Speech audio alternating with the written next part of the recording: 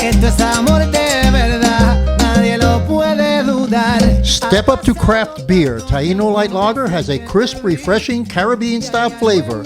Boricua Craft Ale, full-bodied flavor for the true beer drinker. Stop drinking beer water.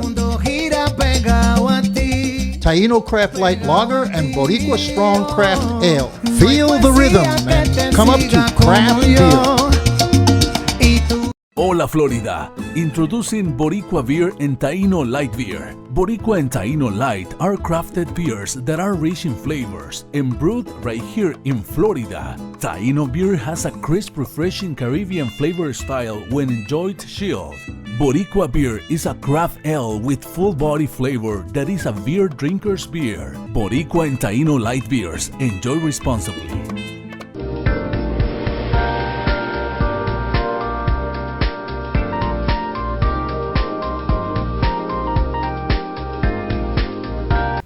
Hola, good evening, arrivederci. I don't know, maybe that's like goodbye in French. I don't even know. Anyway, Manny, how's it going? It's going good. Welcome to another edition of EDuTV. I'm your host, Greg Perkins. I'm here today with one of my favorite teachers, Manny. I met Manny a couple of years ago. He's a really good guy. He's really sincere about what he's doing.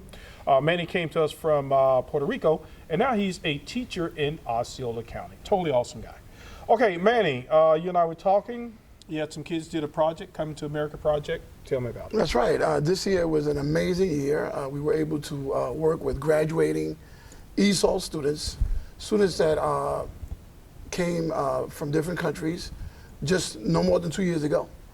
And they graduated this year. So I decided to challenge them and to encourage them and provoke them to share their stories in writing. Mm-hmm. So I knew it would be a project. Remember, these kids are second language learners, right? And the seniors graduating. But what I did was I shared the project with all my students, and out of 25 kids, ESOL kids, sheltered kids that were graduating, 5 said, I'm going to meet the challenge, I'm going to meet the task. And we had several meetings. We would meet after school, before school, during lunch. And because, you know, I'm a writer myself. Right. I was able to share with them the writing process, the publishing process.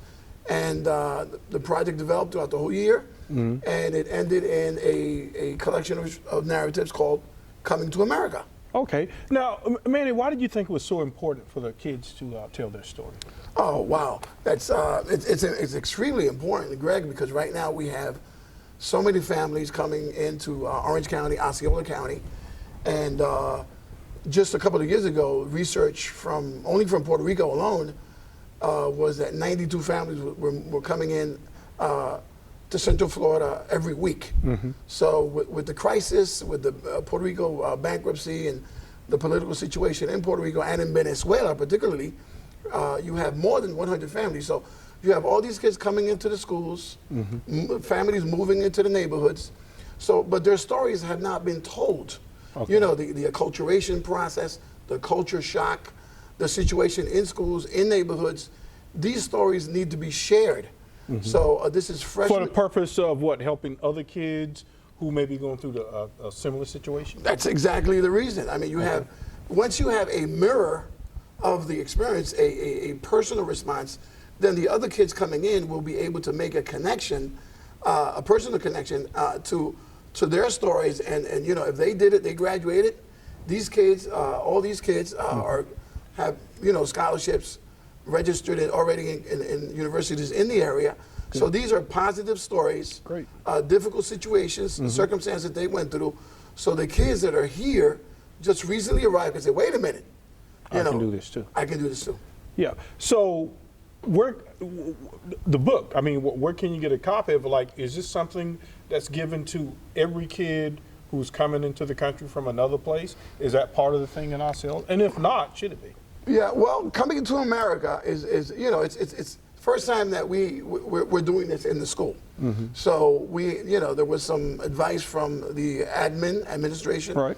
Because it's an in-house project in the district, we were advised to work with the school, with the project right now in school. No, what I'm asking is, do you think that's a good tool for kids coming in? Like, you know, like when you first come to a new place or whatever, they give you like a little care package, right? So is that something that should maybe be included as part of the orientation, so it can help the kids adjust a little bit better? Or? Absolutely, absolutely. Coming to America is not only a book. You know, Coming to America, I think, is the way we're working with this project is to develop not only books but other stories, other avenues, other strategies where students that are coming could definitely be received with the book, with more information, because it's written in English? Yeah, this is completely, entirely written in English. The interesting thing about this, Greg, is that kids come into Osceola County that, you know, their parents are renting homes, buying homes, some of them, and settling in. But when they come into the schools, there's a lot of improvisation. So in terms of registration, in terms of, you know, of course they have to bring in the documents and all the information that they need, and they're classified ESOL, ELLs, and all that. But there is no, and let's not call it a welcoming party. Let's call it a bridge to success, where these kids can make that connection, can say, wait a minute, okay, You're saying there is or there is not? There is not. Okay. I mean, what there is registration, you know. Just a process. A process, which in all honesty, it's a good process, but it needs to be improved, because a lot of the kids come in, they don't speak the language, and it's not only Spanish, there are other languages as well, in other places in Osceola and in Orange, so they don't speak the language. So that's the first responders, those that are there meeting them, sometimes don't even speak their language. They're not familiar with the culture. They're not familiar with everything that's going on in the school. You know, with the transcripts, with the credits, with the classes. So it's they don't even understand the system. Yeah, they're just kind of like going off a checklist. Yeah, but they don't know how everything connects. Totally. So because of that, a Coming to America package, where students can have the opportunity to do a whole lot of good for these kids that are coming into the district. Yeah, it sounds like to me maybe like a college orientation or something like that probably needs to take place, or maybe a one-day workshop for the families. Yeah, why not? You know, it's interesting that you say that, because in many states, Florida not included, in many states up east, the first ones that take orientations are not students, they're parents. Right. Years ago, I was doing research, and I found out that Rhode Island, I don't know if they're doing it today, but years ago, parents would take one 2-day workshop, different areas, different times during the day. So the excuse that, you know, I'm working in the evening, I'm working in the morning, you know, they would give them different opportunities, and students could not register in schools if their parents could not take these workshops. So it was a requirement. That's not, you know, that's not happening here. A lot of parents that I talk to on a daily basis, Greg, they don't know what's going on in schools. Right. They don't know, so they stay away. First and foremost, the language. Okay. Second, the system. Third, the process. You know, they feel that they're not entirely welcomed in the school. It's not that, you know, the administrators, counselors, teachers tell them not to come into the school. I'm not saying that. What I'm saying is that there needs to be a bridge, like you said. Yeah, there are no bridges. So Coming to America is a cultural bridge.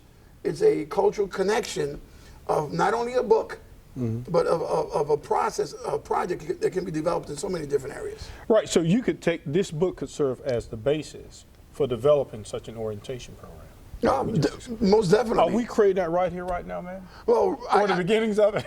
well, this is not only the beginnings, Greg. Yeah. This semester, I'm going to tell you exactly what I'm going to do. We're going to have a club in school called Coming to America. Okay. That's first and foremost. You know, we're going to use this tool, and immediately this is going to go in as a club, a student club. So I'm going to have students connected with their stories, and then towards Greg, this is just the first edition. Right. We have 5 stories here. Right. So next year we have graduating ELL, ESOL students, particularly shelter kids. That's the area where I specialize in. So those kids are going to complete their stories, and their stories are going to be added here. Yeah, I'd like to get a copy of the book. Normally, you know, when someone's talking about a book, I like to try to get a copy of it and read it before it comes. Can you give us an example of one of the narratives that's in the book? Well, we have a narrative by a student. Her name's Jocelyn and Barrios. She graduated from high school already. So Jocelyn's story is fascinating because she came from Guatemala to Mexico to the United States. and you know, the coyotes and the whole process of Pretty dangerous trip. so they got stuck. Her family, she came with her grandmother, Right. and they got stuck in the desert Wow. of the desert for various days. Wow. So her mother, her and another lady, they were ready to quit and call it like, have a nice day, thank you, Lord, for this opportunity. And Jocelyn remembered that she had this cell phone in a backpack Right. that she used in Guatemala. And she said, let me turn it on, let me see what happens. Right. So she turned it on in the middle of the desert. Somehow she caught a signal, and she was able to call 911. That's a miracle. And the Border Patrol came and rescued her grandmother, wow. this other lady. From there, they go to New York to some relatives. Okay. And in 2014, 2015, she made it with an on here to Osceola County. And this year, she graduated from high school. Very good for Jocelyn. So, you know, that's 1 out of 5 stories. So there are stories every day, stories, and, you know, kids' stories, teenage stories, kids that are going through HELL and back just to not only to come to the United States, but to get their education. Right. So those stories need to be shared. So Coming to America is about sharing stories. Coming to America is about sharing the passion, the devotion that these kids have of being a part of the quality of life here and improving the quality of life of others like them that are transitioning, moving, coming to America, coming to Florida, and settling into our public schools here. Why do you think so many families like Jocelyn's family take such a risk to get to this country, to the United States? Because that, I mean, you could die out there. Yeah, I mean, well, you know, sometimes there is a misconception of everything that happens here in America. But, you know, true to that, I have to say, Greg, that there are more opportunities here. There are educational opportunities. A lot of great things are happening in our schools. I got to tell you, Greg, that in the school that I work at, a girl that she just graduated, she's just been here 2 years from Columbia. She didn't have all the documentation that she needed, and a college in the area gave her a full scholarship. You know, that's a great story. And that probably would not have happened in Columbia. In her country. So, you know, she didn't have Social Security, everything that she needed, but the counselors from that school saw that she was an A student, a top kid, passed the exams, and they said, wait a minute, let's help her out. Yep. So she got a full scholarship, Greg. She lives with an uncle. I don't have her story here, Right. but I know I was her teacher. So these situations happen, and these stories need to be shared. And by the way, Greg, before I forget, this year was a great year concerning the students and the exams. And the Scholastic Achievement Test, the SAT, the juniors, of my juniors. So these students graduate this year. On March 1st, all juniors in Florida, Central Florida, take the SAT. And the recently arrived kids, those kids, about 30% of those kids pass the SAT. Yeah, and that's not an easy test. And they still have another year in high school. Yeah. Yeah. it's not easy. So you know, there are great stories. These students come here committed. You know, they go through different situations, problems that they have at home. Well, everybody does. Yeah. Right. But to add to that, they're coming with the language barriers, they're coming with the culture barriers. And that's why I always like to have you on here, Manny, because you do such a great job working with the kids and motivating others around them. Now, if someone wanted to get a copy of that book, where would they get it from? That's a very interesting question. Well, the school printed these, right? The school district printed these? No, I printed them myself. Get out of here. Yeah. Oh, man. We'll talk about that. Yeah, we can talk about that later. But the stories will be published officially. I got you. As time develops and as we get more of the opportunity of speaking to district officials and see how they want to develop this project. Yeah, because I mean, I know the superintendent over there. She's pretty nice person.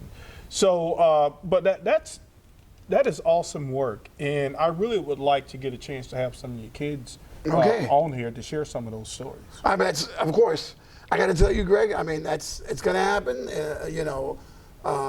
They're interested in sharing their stories, so you can talk to them personally and see how much their skills have developed in 2 years. Okay. See where they're going. I mean, we can have them here on the show, and it's up to you. Okay. Your time. Well, we've run out of time, Manny. It's great seeing you again. And folks, Coming to America Project, another great production by my friend Manny here. Good night. Hola Florida, introducing Boricua Beer and Taino Light Beer. Boricua and Taino Light are crafted beers that are rich in flavors and brewed right here in Florida. Taino beer has a crisp, refreshing Caribbean flavor style when enjoyed chilled. Boricua beer is a craft ale with full body flavor that is a beer drinker's beer. Boricua and Taino Light Beers, enjoy responsibly. I am for the child who's had 7 addresses in a single year because she's in foster care, because her father abused her. And her mother couldn't believe her. She is the child I am for. I am a volunteer child advocate. I am you. Florida residents call toll-free 866-341-1425. Welcome back. And before we had talked about human trafficking, and now I am talking with Mrs. Delise Lamas. She's the executive director for the Hispanic Family Council. Did I get that right? Yes, So that's I did correct. pretty good. Yeah. All right. So tell me about the council. What does it do? What's your primary focus? We started 5 years ago because it was a huge need for the Hispanic community, and we focus on suicide prevention and also on acculturation for families who are coming from different countries and then get here and they do not know the language, have no resources, and I'm kind of like getting used to the new system. Okay, now when you say Hispanic, right? Because I know for a long time there's been a lot of Mexican Americans here, but Puerto Rico, right? There's been a big influx. Puerto Rico is part of the United States, but I would imagine there's still a lot of cultural differences Oh, when those definitely. kids are coming from the island to this big, massive Yes. homeland. And personally, when I first came here, usually on my country we don't stop at the red light after midnight, just for safety reasons. And you're from? Puerto Rico. Oh, you guys have to stop at the red light? We don't. In Puerto Rico? What? We don't after midnight. All right. So when I came here, I received my first ticket on the mail, and that was a cultural shock for me Wow. because Yeah. you know it's something that you don't expect, that you think that you're doing right, but it's learning the new culture, and that's just one simple example.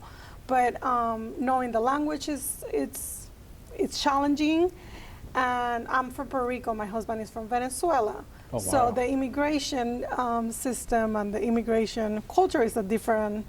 In what way, complete- though? In what way? You know, they try to do the things the right way, but it's Oh, like okay. very costly Yeah. to find a lawyer, to do the papers, Yeah. etc. So it's very challenging to move from another country and try to do the things right, and then even going to immigration to do something right. When we got married, he was sick to his stomach because it was challenging for him. Yeah, United States, it's a very well organized, highly structured company, and most of that stuff normally leads back to money because we're a capitalistic society. So you like even getting the license to get married, right? Yeah. Like, why does a person need a license to get married? But you do, right? So now coming from, I was talking with some teachers, and there's a big influx of kids coming from Puerto Rico. Even the educational standards here are different, right? So tell me about that, because what it does, it ties into what you guys do with suicide prevention, because if you come from one culture and then you come to this fast-paced culture, that can make you want to pull your hair out. Yeah, especially with the language and the language barriers, and trying to, you know, to get good in the school Right. and to do what is right in the school. So we do mental health, behavioral health, and emotional health for the Hispanic community. But how would they find out about you? You know what I mean? I mean, how would they know about you? I know you guys try to do outreach, but We have a memorandum of understanding with the Mexican consulate. That's Okay. one thing that we have. We have a memorandum of understanding now with the Osceola County Public Schools. and what is that exactly? We go to the schools to provide services Okay. to the students who are in need of services for mental health, behavioral health. And the insurance company usually refers a lot of clients too. Yeah, but how do you work with the kids? Because if you say I'm having a mental health workshop, right, there's still a stigma on mental health. It is, Right. it is, and we do different things about it. We actually do a training on mental health first aid. We do working with Hispanics. We do different and several trainings to decrease the stigma, because we want to decrease the taboo and the stigma that is associated with the mental health. But we educate the parents and we educate the educators, and you know, we work together to help those who are in need. And it's a lot of people who are depressed or who are anxious or who are suffering from a mental illness, and that they're afraid to verbalize that they're suffering from mental illness due to the stigma. So that's when we try to come in to help them out. Let me ask you this, right? If a person's like, I don't know, super funny or super whatever, and he's doing crazy stuff, he doesn't think he's mentally ill, okay? So how does a person go about realizing that, hey, some of these things going on in my head, how do you not think that they're normal versus them being, maybe I need to go and get some help? And I think that a lot of us have, you know, we all get sad and we all get, you know, those moments.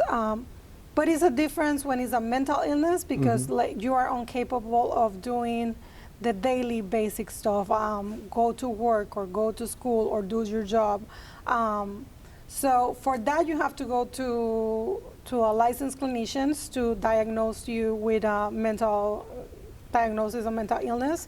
What are some of the signs though? Like if you sleep a lot or if you're doing a bunch of drugs or something? What are some of the signs? Depends on what is the diagnosis, because anxiety is going to be different from bipolar or from schizophrenia or from things like that. Wow. But and it's a book like this big to diagnose. But you know, if you notice that you are changing your mood, that you have mood swing, that you are sleeping a lot, that you're eating a lot, or that you're not sleeping, either a change in patterns, eating too much or not eating at all. So risky behavior, as you said, like going crazy, promiscuous, doing things that are not normal or not on your range as you used to do. Yeah, but isn't some of that stuff perpetuated in the media to kind of make it seem like it's okay? Because if you turn on the TV, right, you see people doing all of the things that you just mentioned.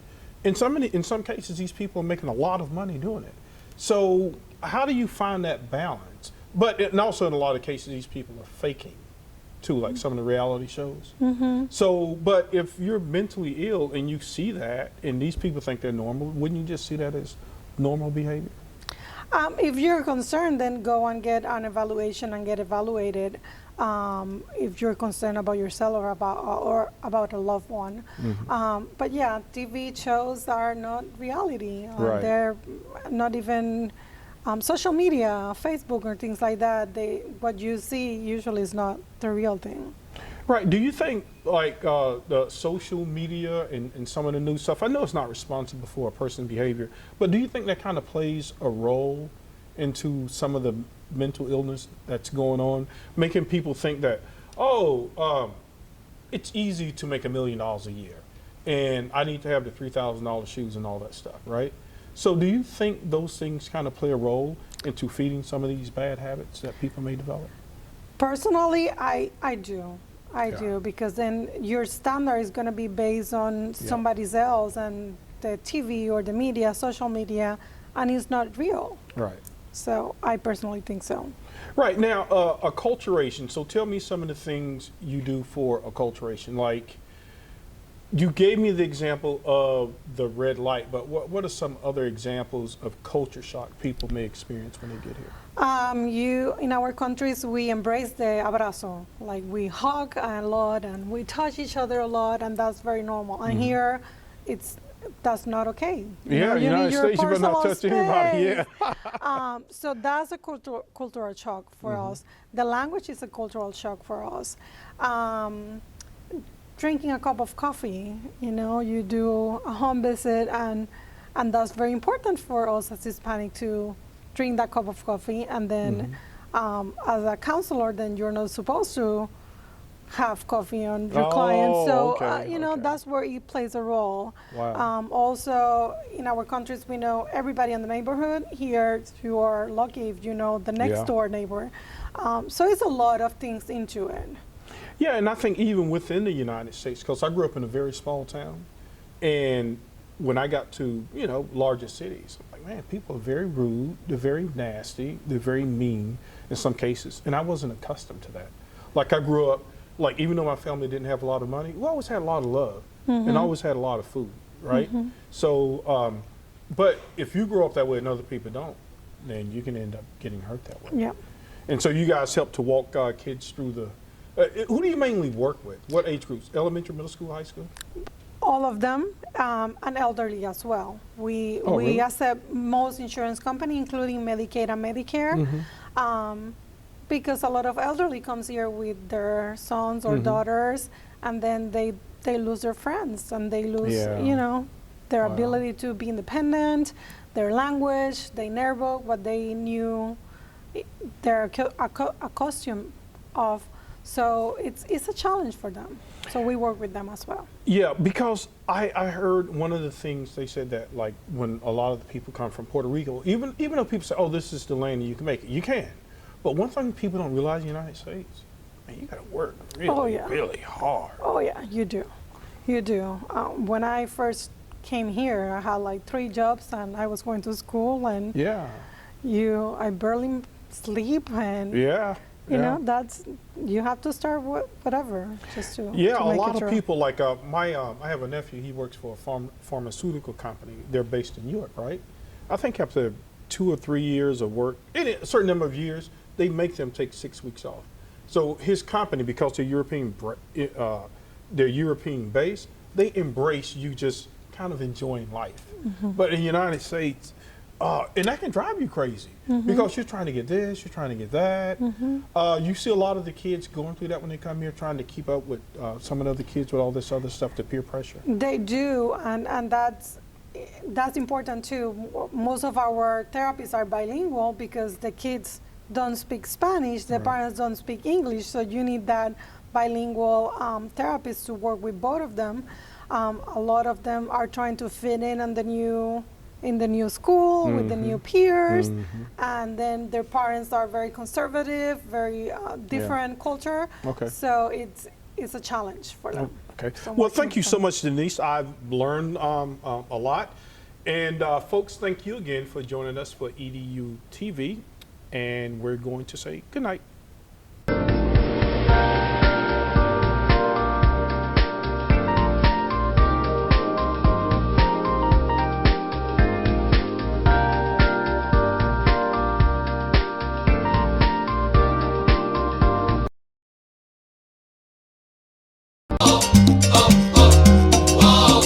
Esto es amor de verdad, nadie lo puede dudar. Step up to craft beer. Taino Light Lager has a crisp, refreshing Caribbean-style flavor.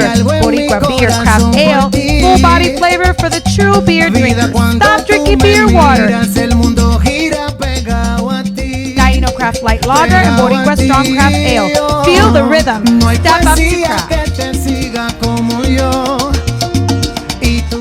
I am for the child who's had 7 addresses in a single year because she's in foster care. Because her father abused her. And her mother couldn't believe her. She is the child I am for. I am a volunteer child advocate. I am you. Florida residents call toll-free 866-341-1425. Tap rooms are localized and they're geographic. The Hispanic community is much broader than one tap room. So what we decided to do was come out with a high-quality craft beer, 2 high-quality craft beers that appeal to the Hispanic taste and that we can distribute in all the Hispanic neighborhoods. Taino is a very light, refreshing beer. It's a social beer that you can drink probably for a good part of the evening, and it'll give you a nice light feeling. It's not a heavy beer, it's very airy, and it's very light. It's a 4.5 alcohol, which is low for beer. The Boricua is a 6.0. Now that's a stronger beer, and we designed it to be a little bit stronger than Heineken. Heineken is a favorite in the Hispanic community, so we have a little bit more muscle than Heineken. Boricua right now, in a very short amount of time, it's been a miracle for us because we've gotten a large range of acceptance at the retail level. We're in Publix, we're in ABC, Target is picking it up, we're in Sedano's, we're in Bravo's, 7-Elevens are picking it up because they're concentrating more on craft beer and the Hispanic market. So what we're trying to do is do a quality beer, a high quality beer, more taste, and that the Hispanic community will like.